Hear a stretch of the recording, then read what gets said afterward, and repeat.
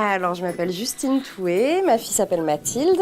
Alors, Mathilde est une petite fille handicapée, polyhandicapée. Et donc, elle a 4 ans et demi et elle ne marche pas.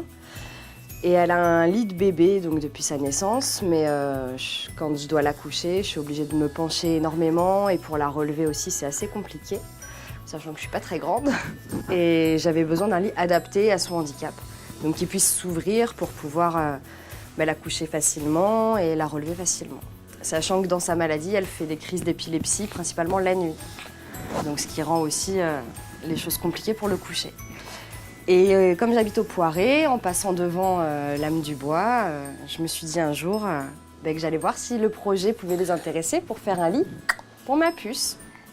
Parce que je m'étais renseignée là où elle fait ses rééducations pour un lit spécialisé.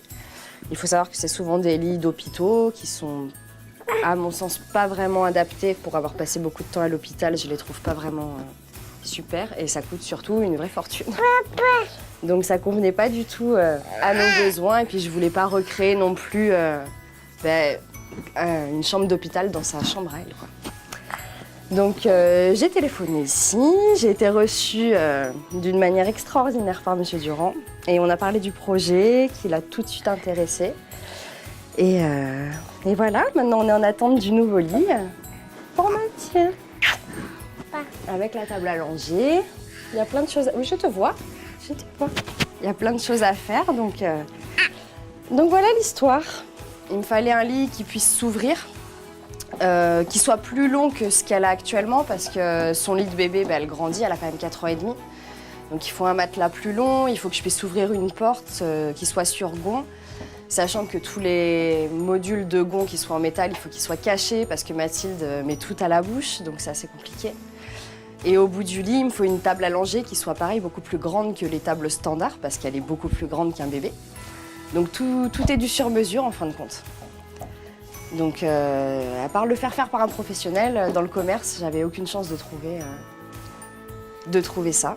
Je passais devant tous les jours et puis je cherchais une solution. Je voulais contacter des menuisiers. À la base, je m'étais dit, je vais appeler des menuisiers, faire des devis. Et puis un jour, en passant devant, je me suis dit, mais pourquoi pas appeler le centre de formation et demander si le projet pourrait les intéresser pour les élèves. Et puis ça a tout de suite fonctionné, donc c'est très positif pour moi. Et je suis vraiment ravie d'enfin voir ce projet se mettre à jour, quoi. C'est un autre univers, sachant que moi j'aime énormément le bois, donc tout chez moi, c'est des matériaux en bois. Et je veux vraiment qu'elle ait sa chambre de petite fille et pas de petite fille handicapée. Voilà, je veux vraiment qu'elle se sente bien et je pense que c'est autant pour moi que pour elle. Vraiment, pas retrouver. On a tellement passé de temps à l'hôpital que vraiment je veux pas qu'elle retrouve ça à la maison. Oui, donc Justine a frappé à la porte, elle a osé frapper à la porte de l'âme du bois et elle est venue avec Mathilde. Et c'est vrai que j'ai été touché par cette beauté, cette volonté de tout mettre en œuvre pour aider sa fille et ça m'a touché, c'est vrai. Et tout de suite j'ai pensé à pouvoir l'aider. Donc elle m'a présenté rapidement ce qu'elle voulait. J'ai fait un croquis à main levée. Et puis à partir de là, on est en train d'établir le devis. C'est vrai qu'il y a de la recherche pas mal parce que c'est un lit vraiment fait sur mesure pour Mathilde, vraiment adapté à son handicap. On l'a accueilli à bras ouverts et les apprenants sont impatients de pouvoir démarrer ce beau projet, hein. Voilà, donc on va passer par le financement participatif pour essayer d'avoir une aide financière. Donc on va essayer de toucher le cœur des gens, voilà, et à l'âme du bois c'est assez facile. Donc Mathilde va toucher du bois toute la journée, toute la nuit, hein, voilà, et ça va t'aider, ça va te porter chance. Alors il va y avoir deux motivations pour les apprenants. Il y a leur propre motivation par rapport à leur métier, leur examen. Donc c'est un support qui est idéal, on dépasse largement le référentiel du CAP de menuisier fabricant.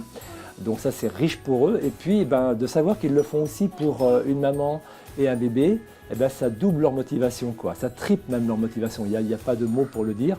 Et c'est vrai que ici il y a beaucoup de solidarité, on ne fait pas qu'en parler, on le fait. Et ce sont les premiers intéressés, les premiers à s'investir, à donner de leur temps, de leur énergie.